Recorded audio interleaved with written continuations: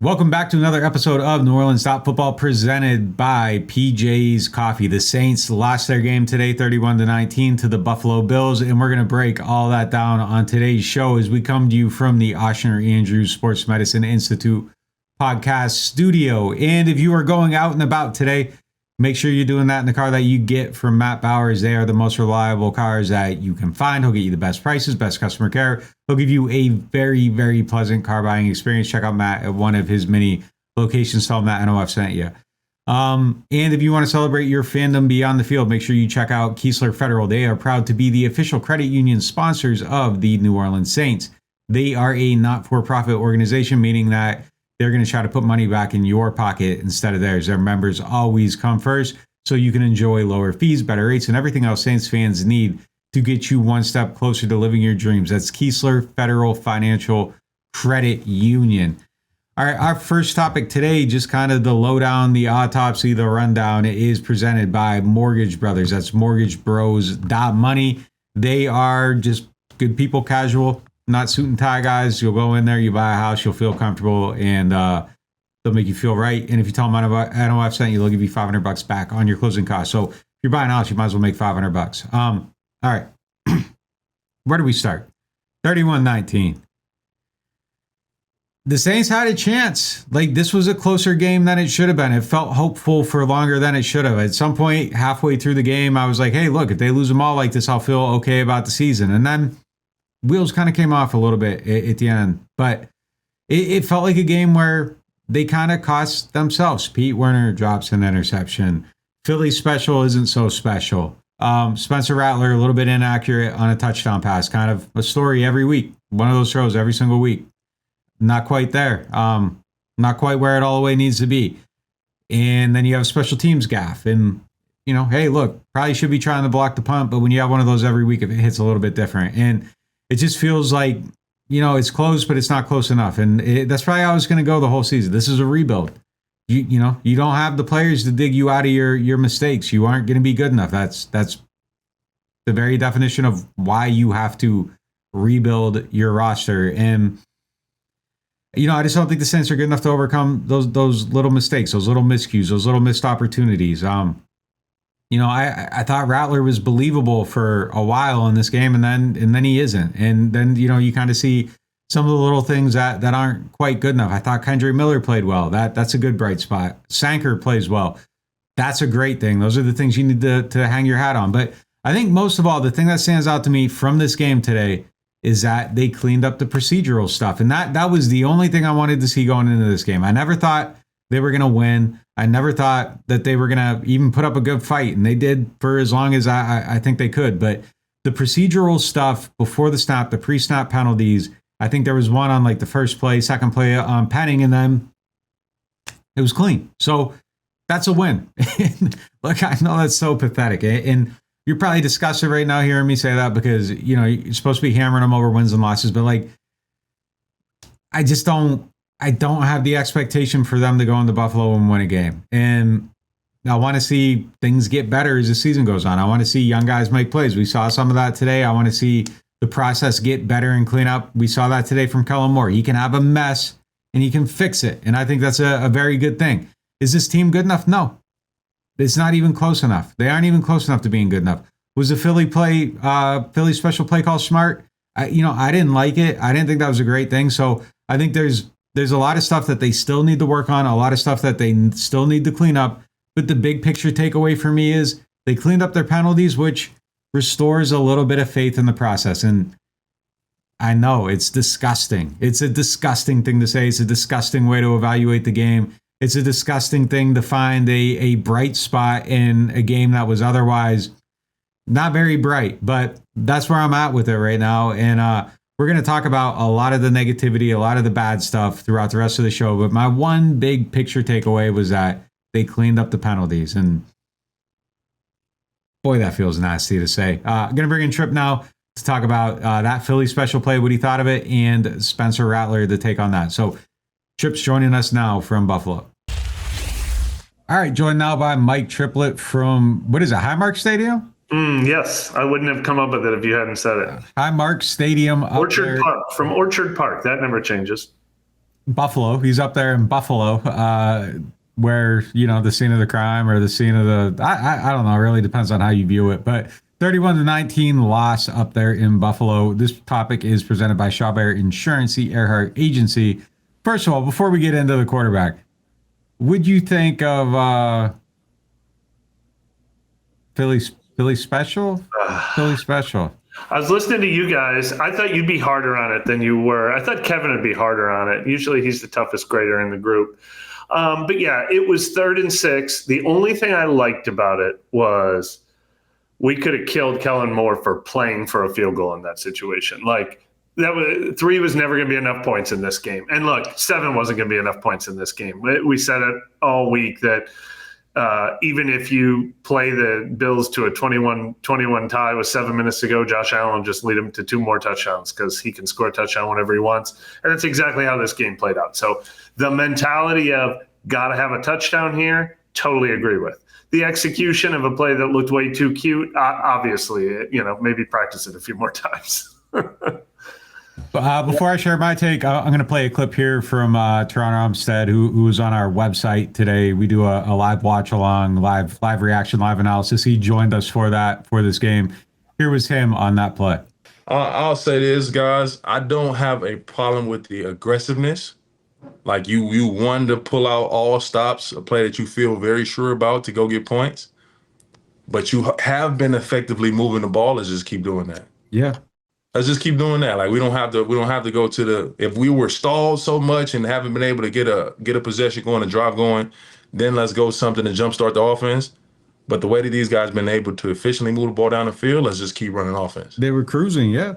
I agree 100%. And yeah, I mean, I think I generally agree with that take too, is that I didn't like it in the moment. Like, you're kind of moving the ball. You didn't need a trick play. It just felt like it's one of those things, though. It's always one of them things where if you do it, you're brilliant and you're gutsy and it's innovative and they're changing how things are done. And after years of tight play calling, it's loosened up and and if you miss it, it's just like, why the hell would you do that? Kendrick Miller was running the ball well. And that's kind of where I was with it. Let me disagree with you, and this will lead right into our Spencer Rattler conversation. Yeah, you were moving the ball in this game, but you know what you weren't doing? You weren't finishing the job, and you didn't score on 1st and 8. I said Kendrick Miller for a reason. Kendrick Miller for a reason. Yeah. But Kendrick's running the ball. What I mean is they get 1st and goal from the 8. I'm trying to call up the play-by-play. 1st and goal from the 8. And they basically got stuffed twice, right? They got to 3rd and goal from the 6. So it's like that drive got down to the 8-yard line. Well, they're going 4 down 4. You got 2 downs to get 6 yards. Yeah, maybe. But it seems like this team, I think one of the biggest problems with this team is there's they can't break through those doors inside the 10-yard line. And Olave missed that throw to Rattler missed that throw to Brandon Cooks slightly again today. He's missed a couple of those throws to Olave. Juwan Johnson couldn't hold that one down. It's like this team has run into a problem finishing the drive inside the 10-yard line. I wish they didn't have to resort to trickery. I wish I could say, just throw to Devon Vele, just throw to Olave, just throw to Juwan Johnson. They haven't found an answer in that area of the field this year, and this certainly wasn't it either. But the only thing I'm pushing back on is that's been a real Achilles heel for this team. They don't have a go-to answer inside the 10-yard line. I feel like they were moving the ball, though. That drive, that was a good drive, and then for sure. it wasn't. And I felt like that was kind of cutting it short. I think going to that, I don't know. Like, I'm not going to support that decision. Yeah. Going on to our next topic, presented by Aaron Rose. Spencer Rattler, kind of a very weird game. Like, at a certain point, I looked down and I was like, he has 48 passing yards right now. Like, because it didn't feel like that paltry of a performance, but yet it was.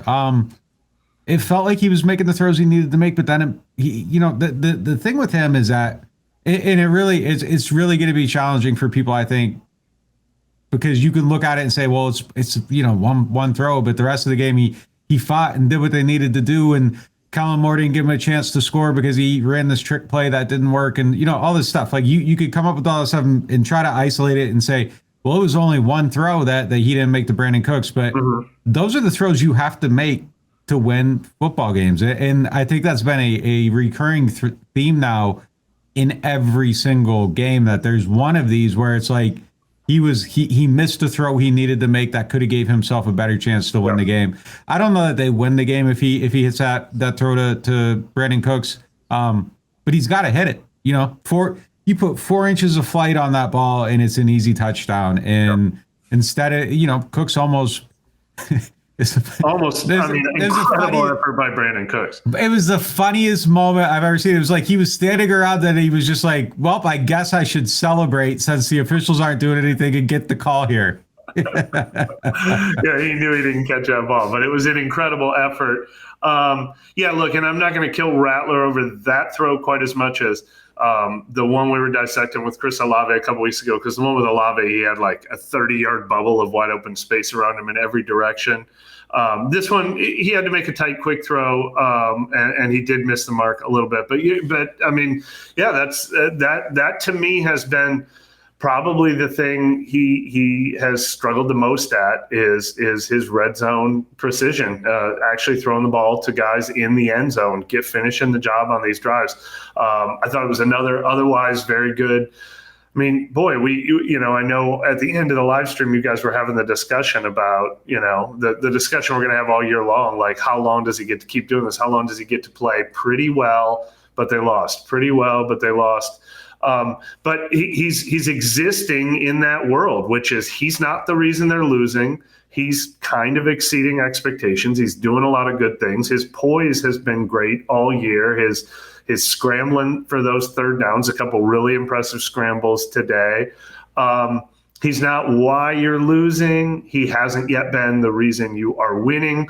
But hold on. Though I mean, like, two things, like, and I'm just saying this because I think we need to define, like, what is the standard of an NFL starting quarterback if they aren't expected to hit tight, quick window throws to open receivers? And what is the standard for winning if you can't make those throws to open receivers in the end zone?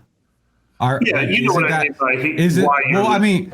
think that he's not like turning it over. He's not making you go backwards. But yeah, that's fair. That's fair. I would make just a slight argument that consistently not hitting open guys in the end zone is a contributing factor toward losing. For sure. I think there's a lot of reasons for losing. No doubt. But I mean, I think at some point, if we're going to have a conversation about, and look, I'm saying this with this, like, I think he is a young quarterback who is improving, but I also think that, like, this is an area that has to improve. And I think at some point, and I've said this a bunch of times, I think that those degrees of accuracy are going to be the thing that ultimately costs them if he doesn't improve it. I think at a certain point you hit a point where it's like, you got to hit these throws, man. Like, you have to absolutely hit these throws. And I say that within this statement, like, I think this is probably the best he's played. I felt really good about how he played outside of the Cooks throw, but I do see a trend here, and I do feel like to win in the NFL, you have to make those throws. And if you aren't making those throws, I do think that at a certain point we have to say, like, this is making them lose games. And, it's 3 of them now. Yeah, no, we're saying the same thing. I mean, the cliche, he's not the reason you're losing. I mean, the reason you're losing is because you couldn't tackle anybody. You couldn't get off the field today. Like, I thought there were more egregious sins. He wasn't turning the ball over. He was making, he was moving the chains. He was putting them in scoring position on drives. Like, but yeah, he is also not taking this step forward and making us stop talking about this. How long does he get to keep going out? I mean, the next 3 games on the schedule, I mean, are going to decide this. Like, look, he came in, he probably did play his best game yet here at Buffalo, and it was probably an impossible task to go. Yeah, I'm not taking him out. Yeah. But now he gets home against the Giants, he gets home against the Patriots, and he gets at Chicago. And the Giants and the Patriots both just had excellent games today. Those aren't free, easy wins. But these are the 3 where he's got to be like, all right, now I got to do something. Like, first month of the season, I was like, all right, encouraging. But now I've got to be like undeniable. Like, he definitely has to throw touchdowns, win games. Like, those, it's more than just touchdowns and it's more than just wins, but you need touchdowns and you need wins at some point. And it's got to come, I think, over this next 3-game stretch. Yeah, I think that's where I'm at with it. Like, I would give him these next 3 games, presumably, like presuming that you continue on a path of continuing, you aren't getting worse at least. And like if you don't win one of the next three, then I'm done. You know what I mean? Like you have to be able to beat a team at some point, and it can't just always be, well, you know, the special teams guy ran into someone, or like at some point you have to go out and you have to win a game, and you got to hit a strike in the end zone, and it's just got to be this thing. But I do think, and people are going to hear whatever piece of this they want to hear. I do think we see a young, developing, improving quarterback. It's just a matter of, does it happen fast enough, and where does it top out? Like how much higher can he go? There's a piece of me when I watch him that I kind of feel like it's close to being all it can be.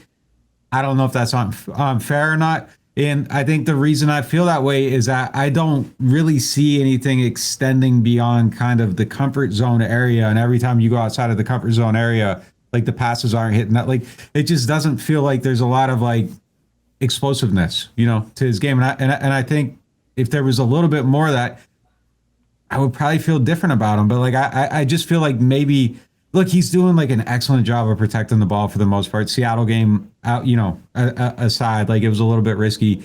Oh, did they give him a fumble at the end of the game? I wonder if he's going to end up with a turnover on his ledger from the end of this game. I meant to look and see what the official book said, but yeah, for sure.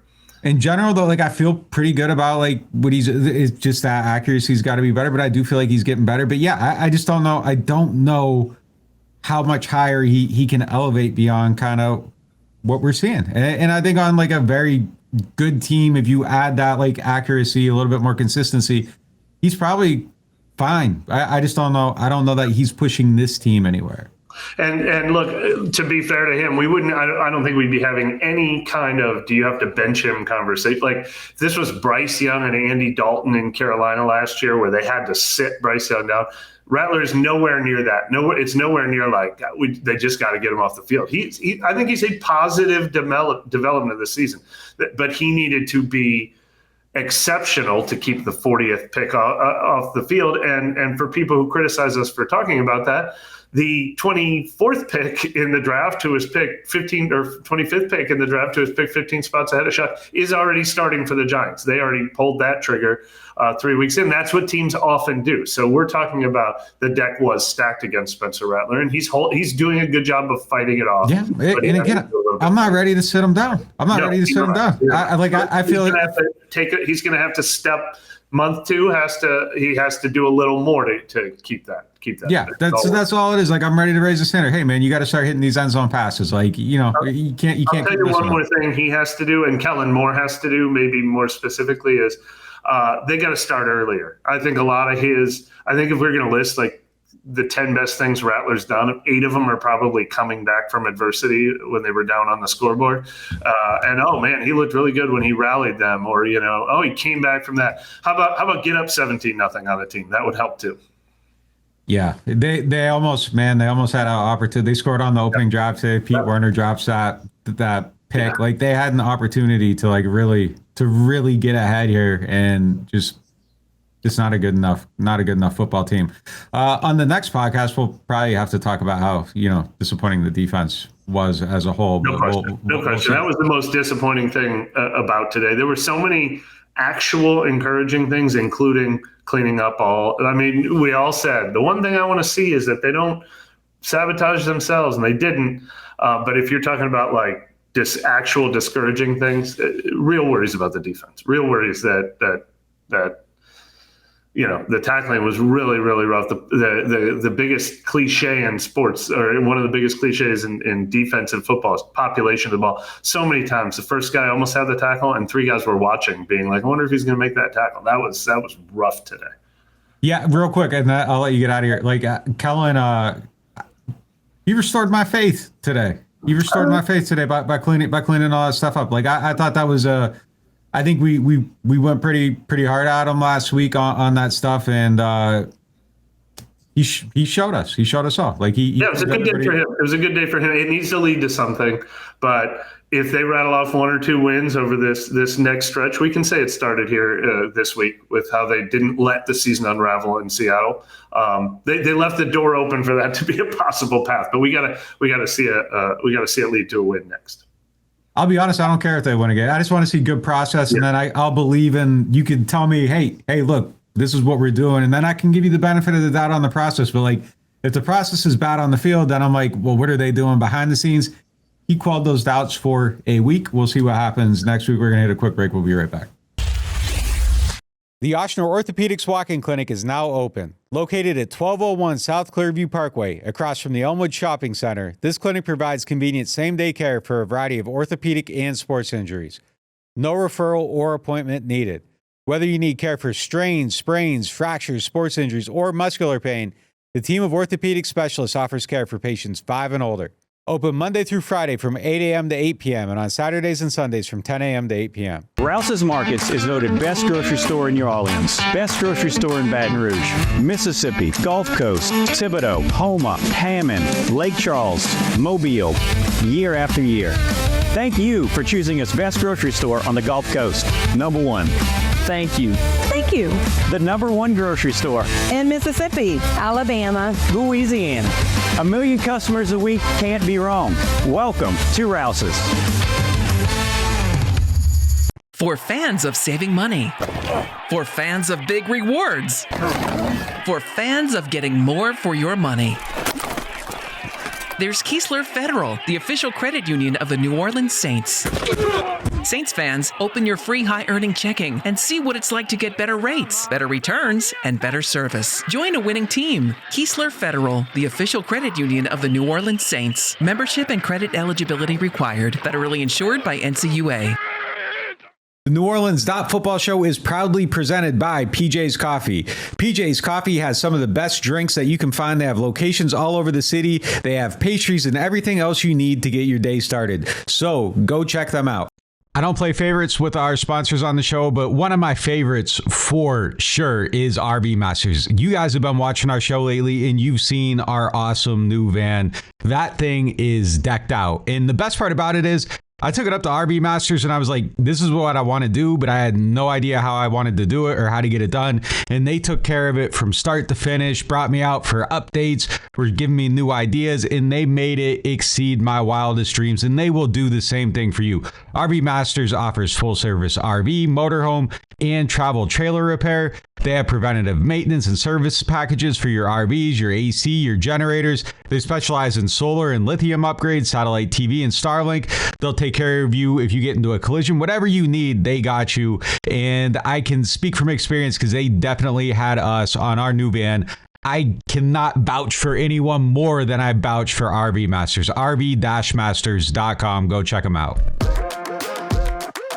I believe it, I can see it. If it's in my sights, I achieve it. Ain't no leaving, no defeating. Show up, complete and repeat it. Are you ready? Are you ready? Are you ready?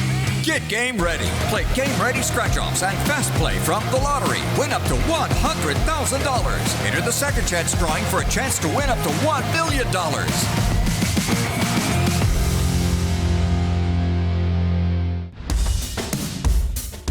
Yeah, they want me to quit, I can't stop it. I'm out of this world, I'm like a rocket. And you can never be us. We not afraid of the pressure, cause we good in the clutch. Yeah. Get game ready. Play Game Ready Scratch-Offs and Fast Play from the lottery. Win up to $100,000. Enter the second chance drawing for a chance to win up to $1 million.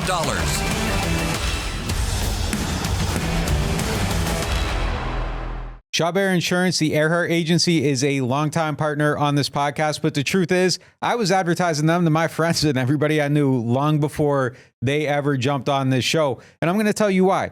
Every 6 months, my car insurance policy comes up, and every 6 months, I get a call from somebody from there telling me I need to change it or stay where I'm at. They're shopping my policy constantly to make sure I am getting the best possible deal. That means money in the bank. And those are the type of people you love, because look, we all live here. We all know how it is. The insurance rates are out of control. You need somebody watching your back, and they actually really do it. And I was with them before they ever asked me to be with them. So they are people that you need to be doing business with. And if you are going to look up their insurance, make sure you are looking for the Earhart Agency. Those are our guys. There's a lot of Shaw Bear insurances. The Earhart Agency is the one you want. I can speak for them. Real life, real support, real good business, real money saved. Call them up today. Shaw Bear Insurance, the Earhart Agency.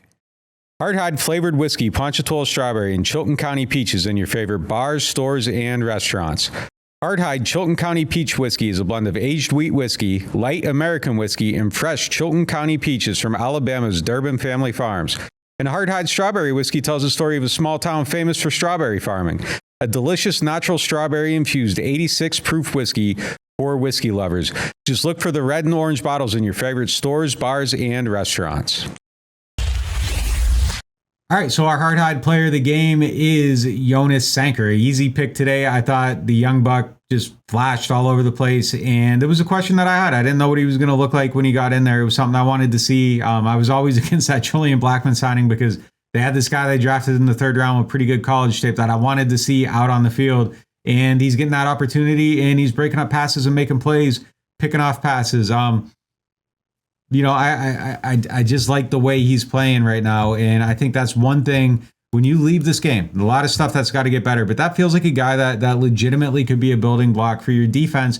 And he's showing you all the right stuff early on. So that's a big win for the Saints coming out of this game. All right, for 3 up, 3 down, here comes Kevin Washington. All right, we made Jonas Sanker the player of the game. So now it is time for 3 up, 3 down, presented by Bobby Hebert's Cajun Cannon Restaurant. Kind of who you got? Who's on your up list today? Yeah, I put Kendry on there. I put Kendry in there. I felt like he just had a good game. I thought he was quick in the hole. I thought he was patient at times. He ran through some contact. He was efficient today. I think that, he's someone I would look at get more touches. That's tricky because you always want to get AK the ball, but he just looks like he got fresh legs. He looks quick. He looks like a young running back that, is ready for like more opportunities. And so, I just think he's improving. And it's kind of what we want to see out of Kendry. And so, I would put him in the up for this game. It wasn't nothing spectacular, kind of like the trend for the season, but I thought he came to play today. Definitely. It felt like the Kendry game. It was a game that's been promised by this show for multiple years. And he finally put it on film. Like this was it. He looked good. He looked explosive. I'm with you 100% on it. For me, I'm going to go Brian Brzee. I thought it was a good game for him. Felt like he made a handful of key plays, showed up in the running game, had a couple key stops. A day where they weren't getting a lot of plays made on defense. He was one of like 3 guys that I felt like really showed out and made some plays. And it's just good to see that from him. I think he needs to do it more and more and more and just kind of make his resume a little bit more robust. Yeah. Especially that the 4th down sack that he got. The 3rd down sack that he got in the 4th quarter. We've been talking about, hey, where's the impact plays? And that was definitely one of them. So I'm going to, with a little bit of an asterisk, but I put Olave on here. He had the 2 drops early in the game, and then I had him in my down. But then, he made some tough catches, right? He made some plays where he was kind of dealing with some contact. He had some bodies around him. And last week it felt like he was kind of like a volume receiver, I said, because he just caught a lot of balls for not a lot of yards. And this week it kind of felt like that, but just a little bit more. Like I feel like some of the yardage was a little bit better. So, I think the physicality stuff is something that he's gotten a little bit better at too. I think he's playing with more physicality. He handles contact a little bit better. So I didn't love the game out of him, but I did like how he bounced back after the 2 drops and he made some crucial catches and called a touchdown too. So I'll put Olave in the up. For me, my last one that I got that I want to put on the list because I'm short. I don't think I have 3 this week. But Carl Granderson, I thought Carl, same principle as Brian Brzee. It felt like when plays were being made on defense, he was one of the guys making them, and he was around the ball, made some plays, had a key stop on I think it was a 4th down. Just played a pretty good game. He flashed, and it was a day where they just didn't get a lot of that. So he's on my list.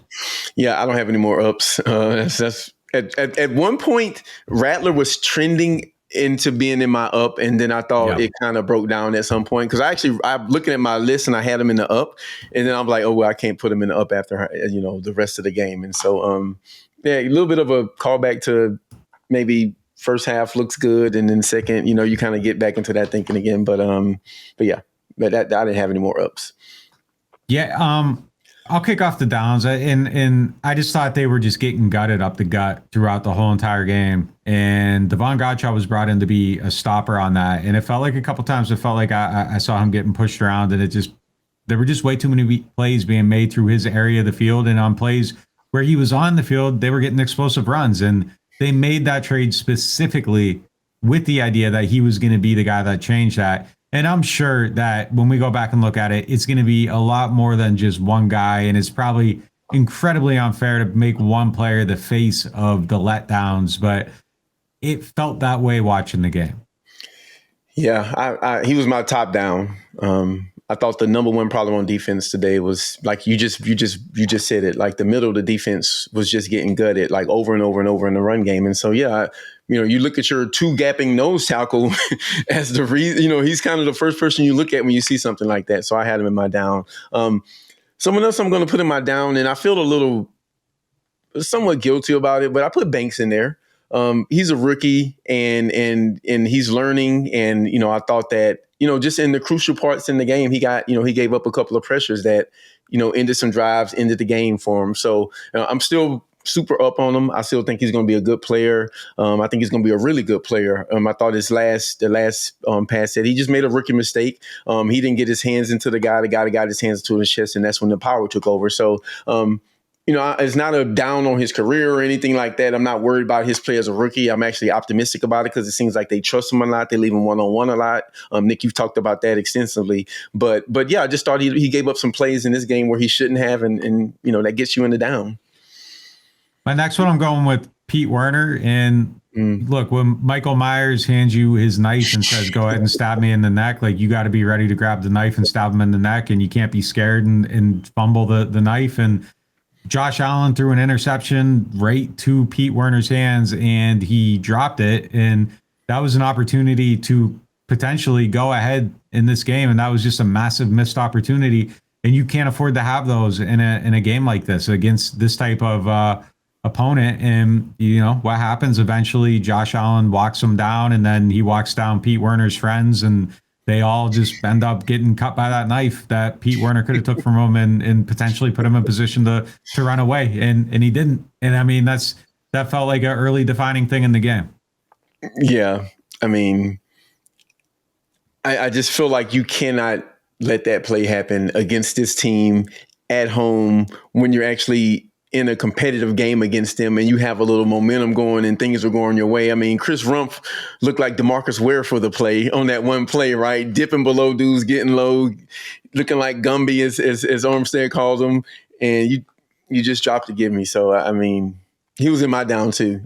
Just off that one play. He may have made every other play in the game, by the way, if I go back. He missed a couple tackles. I feel comfortable with it. Okay. With it overall. That one play is a strong down. Yeah, it gets you in there good. Someone else I put in there, and I saw a couple of plays from him that I didn't like was Boyd, the young defensive tackle they drafted last year.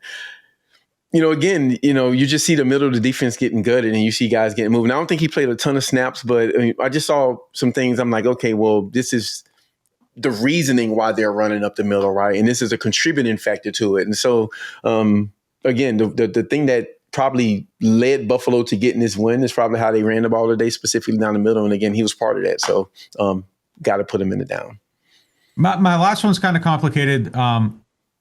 It's the special teams, and I mean, look, I said on our live stream that I wasn't mad at the the running into the punter, and I'm still not mad at it, but it's also something that just can't happen as well. But like, I understand why it did happen. I understand why you sent two guys at it to block the punt. You have no timeouts. There's like 3.5 minutes left.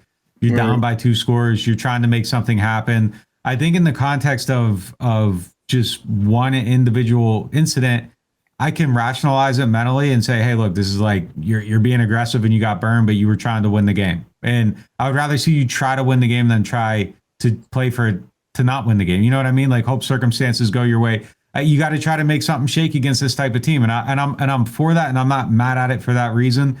But I think just in the larger context of just macro week to week special teams has been an issue. You've missed field goals. You had the 2 punts last week. You got this play this week. It's just overall, I think, as a whole, like it's something that has reached a point where it's like, all right, like this has to shake. This one individual play, I think, is complicated, but I think in the macro sense of it, it's just not been good enough. And you add the Blake Groupie illegal kick to this game too that happened on special teams that gave him the ball on the 40-yard line, right? I mean, yeah, I'm with you on that play. Is like, just because you're trying to do the right thing on the play and because he was trying hard, don't excuse it, because it still was a play that didn't allow. It kind of ended the game. So I'm not going to kill him too hard for it, because I understand, you're just trying to put some fire into the team at that point. Now it would have been a big play, but you got to learn how to contest a punt without getting that penalty. And they coach that stuff. And I'm pretty sure every special team coach coaches those blockers to do that. And he didn't execute it. And so, yeah, I think, unfortunately, it gets you in that position.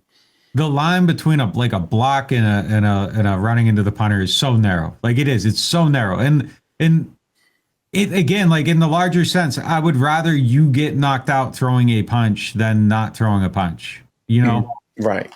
But right. It's just there's been too much going on. It's too much going on. You've been in too many fights and you're losing them all. Like you can get into one and lose and you're defending your honor. But like if you're just getting knocked out all the time, at a certain point, like, hey man, like why are you moving wild? So I think they're at that point right now where it just hasn't been good enough. Yeah. You got anything else? Yeah. No, that was all the downs. A couple of plays I saw from Ruiz before he got hurt. Like he just whiffed on the block, God went up on him, had a free run to the quarterback. It's something that you're starting to just see every week. Would like to see that cleaned up, but those are my ups and downs. Yep. All right, we're going to hit a quick break and we'll be right back. Big news from the home team. Introducing our newest sponsor, the Mortgage Brothers. With over 30 years of combined experience, the Mortgage Brothers are the quarterbacks of home lending, calling the right plays to get you across the goal line. Whether you're a first-time buyer or a seasoned vet, they'll coach you through every down and make sure you feel like part of the team. They're backed by Cross Country Mortgage, the #1 retail lender in the nation, so there's no loan playbook they can't run. FHA, VA, conventional, RD, and more. They're lifelong season ticket holders, local guys who know the field and your market, and their online application takes less than 10 minutes. Why fumble your mortgage with some online lender who's never even watched your team play? Stick with the Mortgage Brothers, the trusted pros who play to win. Mention NOF and get $500 back in lender credit toward your closing costs. That's money back in your pocket when it counts. Visit mortgagebros.money and start shopping with confidence. Because with Mortgage Brothers, it's always no flags, no fumbles, just smooth closings every single time. Score big with kickoff combos at New Orleans Hamburger and Seafood Company. Don't pass on your choice of our seafood combos or our slider specials. Served with a side of garlic herb fries. Run in now for specials starting at $9.99 at New Orleans Hamburger and Seafood Company. I got hurt in a car wreck. Why should I get Gordon? Because when you're hurt, you need money. And I fight for the people of Southeast Louisiana every day. I got a client who injured their neck in a car wreck, $250,000. Another client was hit by a big truck and needed back surgery. I got them $700,000, and they deserved every single penny. That's what I'm talking about. Why wouldn't I get Gordon? If you've been hurt in a car wreck, just call me, New Orleans. Get it done. Call 504-800-8888. You ever take a bite of something and immediately think, yeah, I'm coming back for this? Bobby Hebert's Cajun Cannon Restaurant just added some new dishes, and man, they crushed it. The shrimp and crawfish pistolets, golden and stuffed with bold Cajun flavor. Fried oyster tacos, crispy, fresh with the perfect kick. And the soft shell crab Alfredo, creamy, rich, and absolutely worth the order. They're open 7 days a week, and they deliver late. Bobby Hebert's Cajun Cannon Restaurant. Delicious food, superior service. Whether you are a local New Orleanian or a fan in town for the game, get your pre- and post-game fired up at Aaron Rose. Local chaos and local love for the black and gold. Wake up and live with daily drink specials, mimosas, screwdrivers, Bloody Marys, and hot or frozen Irish coffees, all just $3 or $4 between 10 a.m. to 2 p.m. Aaron Rose, half a block from Bourbon Street in the French Quarter, 811 Conti Street. Attention Saints fans, don't let pests and termites invade your home field. Trust the team at Red Pest Solutions to tackle those unwelcome visitors. Call the Red Man today for unbeatable pest and termite control. Score peace with no pest. Visit redpest.com, REDDPEST.com. All right, it's now time for the Get Gordon question of the day, presented by Gordon McKernan Injury Attorneys. If you need help, make sure you get Gordon. Got a couple questions here today, and I'm going to just shoot through them kind of quickly. One of them is from Justin. He said, how many QBs have started 0-10 and never been a productive QB? You're going to hate this answer, but the answer is Derek Carr. That's the last guy that really kind of did it. The rest of them just washed out. Most of them have washed out. Deshaun Kaiser, there's a few others. A lot of them just never went on to do anything. But Carr started 0-10, and we all have our own opinions on that career, but I think you can say it was a relatively productive NFL career by any metric. Was it productive enough? Well, that's a whole different conversation, but it was productive enough for him to get multiple contracts and hang around and, get the Saints to sign him until he was no longer productive. But yeah, I mean, it's a rarity. It's usually something that doesn't happen. I think we can all look at this and say that last year's circumstance was pretty peculiar. But at some point you do have to win a game. And, whatever side of the argument you're on, whatever side of the support group you're on, I think that's something that you got to look at. And then Eric asked, who are you taking with the number 1 pick in the 2026 draft? I got a little bit of a short list right here. If you're picking that high, I think today, September 28th, your QB conversation is a three-headed monster that you got to see play out. I think Dante Moore is in that mix. Sellers is in that mix. Mateer's in that mix. And then I think, I don't know if Mendoza pushes his way in there. I like the way he plays. He's really accurate. He's really good off those RPOs. Coincidentally enough, I think those two traits would make him a good fit for a Kellen Moore type offense, but I don't know that he has the sheer talent that is making you just run to get him. But I think Sellers has the potential. I think Moore has, I think he might be the best pure passer in the class. And then I just really like the way Mateer plays. He's a baller, but I don't know that I'm taking him with the number 1 pick. I got to see a little bit more. Got to see how he comes back from that thumb injury. Feels like it might be a stretch to get a guy that kind of attacks the field like Bo Nix with the number 1 pick. But if you're going away from there, I'm going Bain, the pass rusher from Miami. I think that's the guy. If you're taking a pass rusher as of today, he's got to be the one that you're trying to pick. And then last question comes from Paul. He said, are you more optimistic or less heading into Giants week based on the team's performance this week? I'll say a little more optimistic because I think coming off last week's game, I was very pessimistic about the pre-snap stuff and just, it kind of shook my faith a little bit. But Kellen Moore cleaned it up and he showed me that he can clean up a mistake. So I'm a little bit more optimistic going into that. And I thought they played the Bills tough for 2.5, 3 quarters until they just couldn't anymore. So a little bit more optimistic. All right, that's going to do it for today's show. Appreciate y'all for tuning in. We'll talk to you next time.